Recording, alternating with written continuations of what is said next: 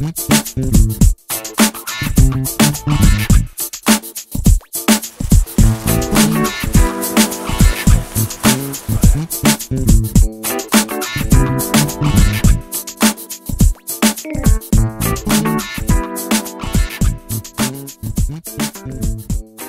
au CIN de Lutterbach. C'est un centre d'initiation à la nature et à l'environnement. C'est le seul bâtiment du XVIe siècle encore debout à Lutterbach. Il date de 1584. Mais il revient de loin, parce que nous sommes une petite poignée qui l'avons sauvé, ce moulin. Parce qu'à l'heure actuelle, ça serait une friche, il aurait déjà flambé 3 ou 4 fois, je ne sais pas ce que ça serait devenu. On était 2 fois sur la ligne de front. C'est un miracle qu'il n'ait pas été bombardé, parce que Lutterbach a été bombardé à 96%. Les tuiles qui sont rectangulaires avec un bord arrondi, ça s'appelle des Biberschwanz, ce qui veut dire des queues de castor. Parce que le castor s'appelle Castor Fiber, ça c'est son vrai nom. Castor Fiber, ou bien Biber en allemand, B-I-B-E-R, Biber, ou bièvre en vieux français. Maintenant, des castors, je ne peux pas vous en montrer, parce que le castor, il est nocturne. Il ne se balade pas en plein jour. Il est tout le temps enquiquiné. Donc, il reste chez lui. Puis nous, quand on est devant la télé, alors il sort. Et puis, il vadrouille à ses occupations. Bon. Alors, on va aller par là. On va faire comme ça. Il y a quelques années, il venait jusque-là. Ah ouais. Alors, on voyait des écorces rongées. Il faut regarder s'il y a des écorces rongées. Pour l'instant, on n'en voit plus. Il venait jusque-là. Et puis, au fossé derrière aussi. Maintenant, ça fait quelques années qu'il ne vient plus.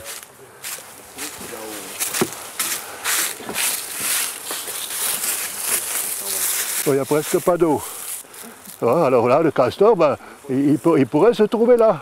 Il faut regarder si vous voyez des écorces rongées. Il n'est pas classé dans les nuisibles, il est classé dans les espèces protégées. En voie de disparition qu'on réintroduit. Il est classé en protection au niveau national et même au niveau européen par la Convention de Berne. Donc le castor bénéficie de 3 types de protection.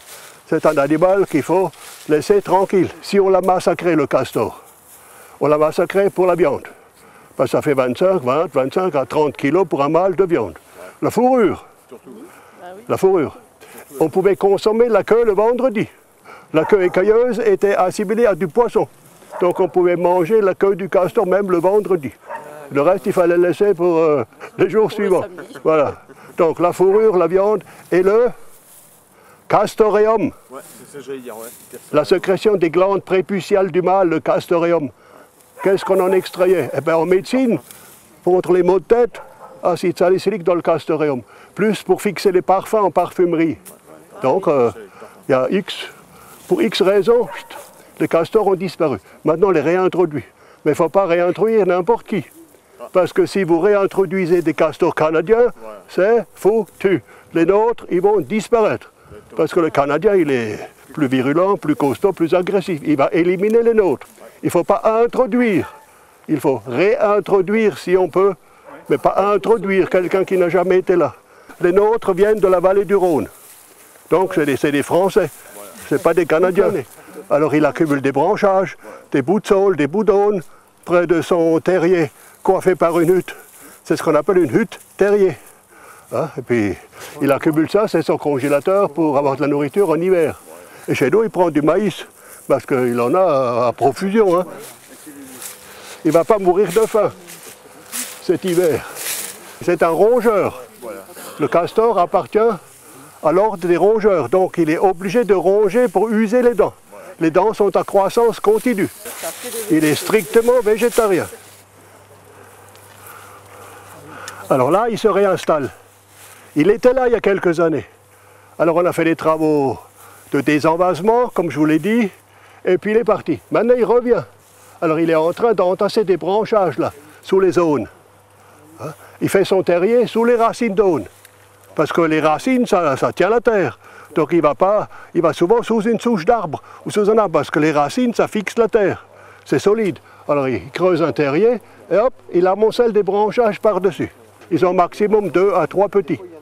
Puis ils ont les pattes palmées, comme ça, s'il faut traverser une rivière, eh ben, aucun problème. Là, ils montent de temps en temps là où la terre est à nu là. Et s'ils montent souvent, ça fait un vrai toboggan, là où ils passent souvent. Ben là, ils se réinstallent. À quoi sert la queue du castor? Ça peut être un réservoir de graisse. Deuxièmement, c'est un régulateur thermique. Et troisièmement, c'est un gouvernail. Et puis quatrièmement, eh ben, quand il y en a un qui repère un danger et il voit quelque chose de pas normal, il donne un grand coup sur l'eau. Paf, paf, ça s'entend à 200 mètres. Et tout le monde plonge. Mais pas de truelle, il ne met pas de la terre dessus pour aller maçonner les barrages. C'est la grosse rigolade, ça.